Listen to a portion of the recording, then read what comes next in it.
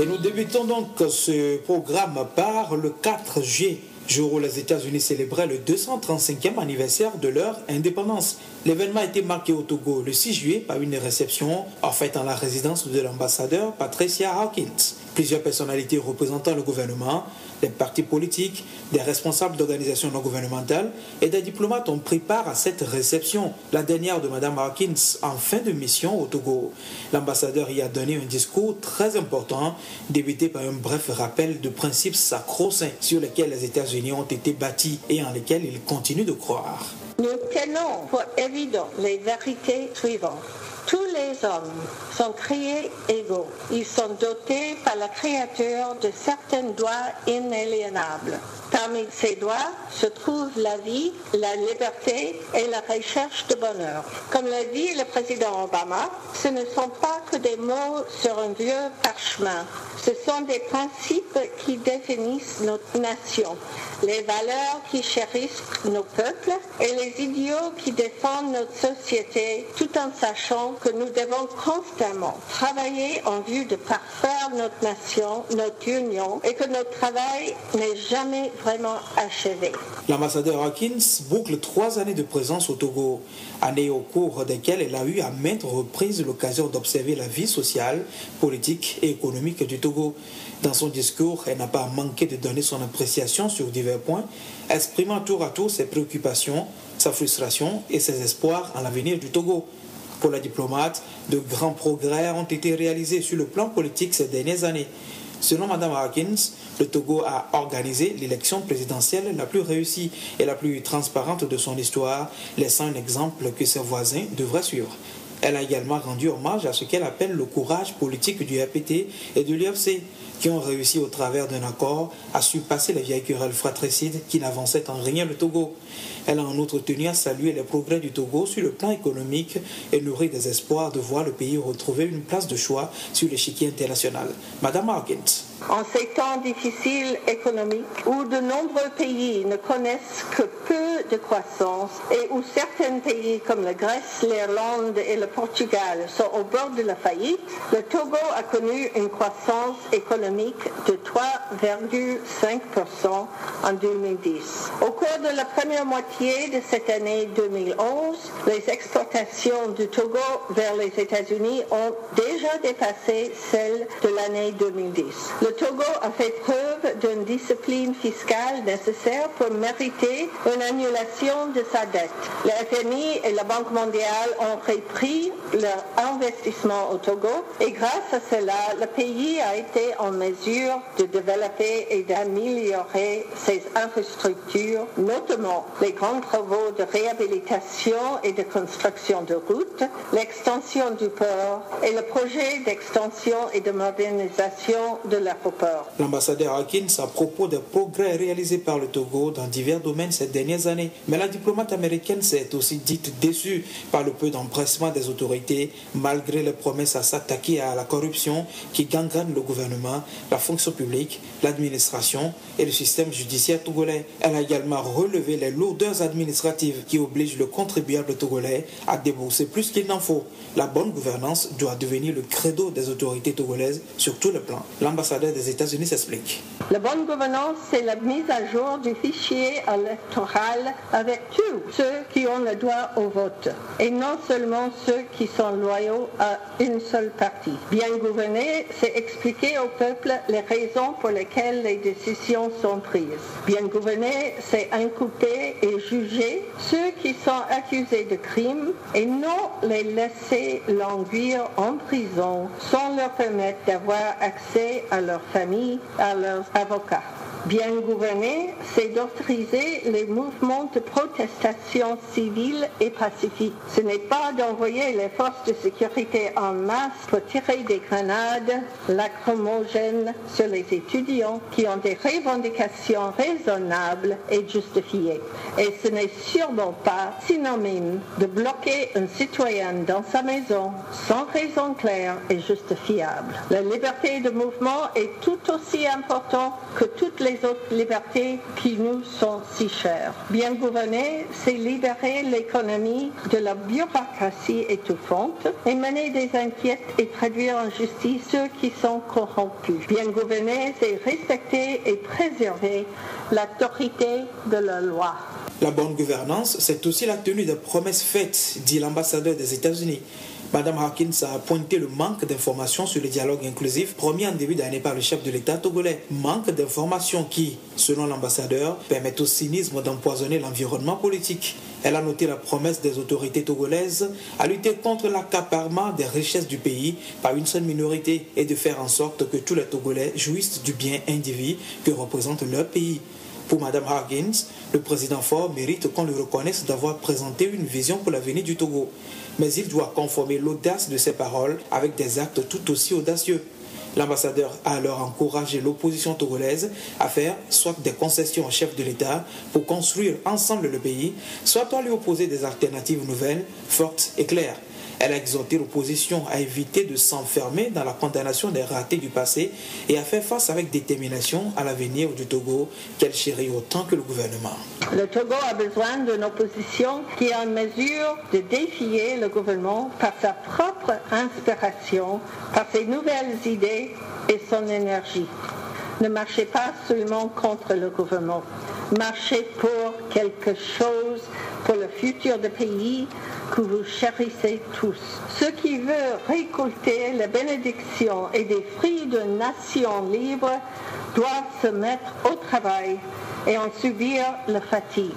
Le progrès ne vient pas de l'entente de la perfection, il vient de l'ardeur du travail face à l'imperfection et obstacles apparemment insurmontables. L'ambassadeur Hawkins a exhorté les autorités togolaises à ne pas réprimer les manifestations pacifiques, à avancer dans les réformes, à travailler avec ceux qui acceptent de les rejoindre à mi-chemin et à respecter la position de ceux qui ne partagent pas leur avis. La diplomate a exprimé son souhait de voir les taux de la bureaucratie se desserrer avant de clore son ultime discours public sur une note d'espoir. En regardant autour de moi ce soir et en pensant à l'intelligence, à la passion, à la discipline, à l'ardeur au travail et au sens de l'humour des Togolais, je n'ai aucun doute que le Togo réussira et que ses meilleurs jours sont devant lui. Et les États-Unis continueront à être aux côtés du Togo en tant que partenaires et amis.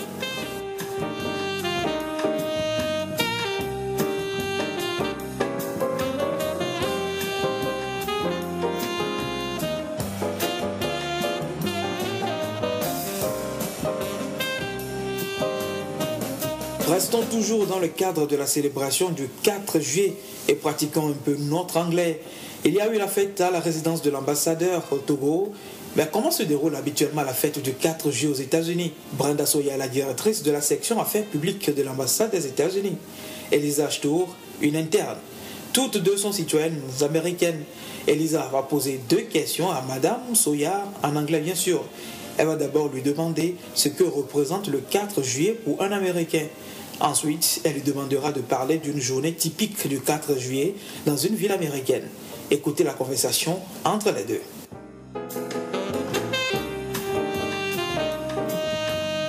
We just celebrated the 235th anniversary of United States independence, and I'm sitting here with Brenda Soya, the Public Affairs Officer at the U.S. Embassy in Togo. Can you explain to us what does the 4th of July celebration represent to U.S. citizens? The 4th of July, or our Day of Independence, represents to American citizens freedom and liberty. It commemorates the day that we signed the Declaration of Independence. And that meant those men who signed that piece of paper were willing to die for the idea of independence for Americans. They were no longer willing to be ruled by the British, and they understood the consequences of what that meant. Of the signers, I believe most of them lost family members, many of them died. I believe 9 of themselves, they were tortured and then killed by the British. All of them lost property, ran into debt, and these were wealthy landowners, educated men, not just people off the street. And so that idea of standing for a principle and speaking out for something we believe in has continued throughout the 235 years since that first day of independence. So could you describe how people usually celebrate that important day in your hometown? Every town does it different, but in general we have parades. So you will see members of the city line up to watch the high school marching band. Various community groups will walk. We have what are called floats, which are basically large kind of statues or scenes that are created on the back of a truck. So you might see a truck decorated with all kinds of flowers or paper to represent a forest or a king on a chair or an animal. It's something that's important to them. And people march, of course, with flags wearing red, white, and blue. And then in the evening, we usually celebrate with fireworks. So people will go to a park and they'll watch as their municipality sets off a really large firework display in most places. The biggest, of course, is New York City, where people can line the sides of Manhattan Island and watch, I think it's about 30 or 45 minutes of fireworks being shot out over the river. But I grew up in a very, very small town of about 10,000 people. So we always went to this town center, the main square, and there were, after the parade, of course, we had a parade first, and almost everyone was in it. And then we would go to the town square, and there would be different booths, different tables where people were selling food, or there were games for children to play, like you would have cups and you would toss a ball into a cup and you would win some small prize. And we'd spend the afternoon there. And then most people return home and have picnics with neighbors or family friends. And I think the traditional foods, I could say, are when we make a fire and you grill hot dogs, which are basically like sausages, hamburgers, and you eat a picnic almost outside, eating with your hands, chips, soft drinks. The idea is to really be with family and friends. For us, it's the middle of summer. So it's being outside, it's a time to be with family and friends, and then once it starts to get dark, you go and you set out your blanket somewhere so you can watch the fireworks. And I would say that's probably a fairly typical 4th of July. All right, thank you.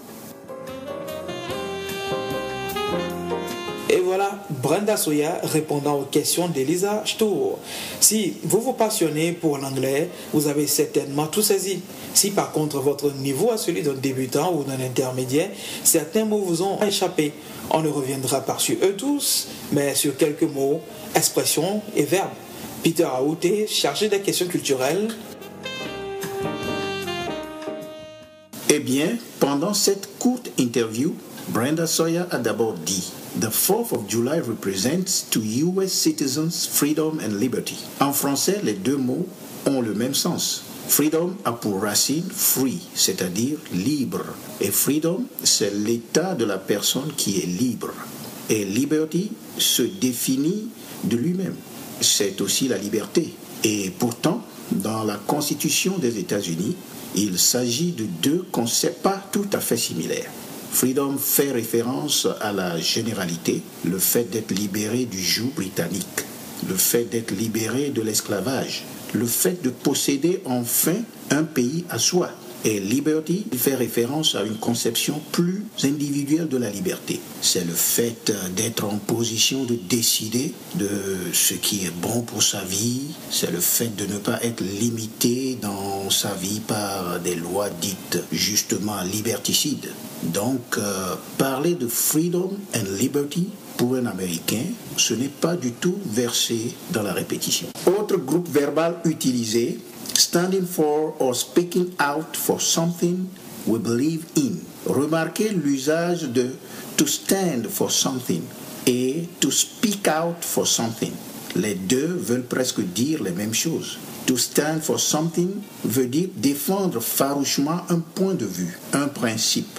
Et to speak out for something, c'est militer, se vouer à une cause. Un dernier mot que Brenda a beaucoup utilisé dans la deuxième partie de son entretien, c'est fireworks. Fireworks fait référence au feu d'artifice. J'ai personnellement entendu à plusieurs reprises des francophones dire artificial fire pour feu d'artifice, ce qui n'est pas vrai. À retenir donc, feu d'artifice se dit en anglais fireworks. Et nous disons merci à Peter Aouté.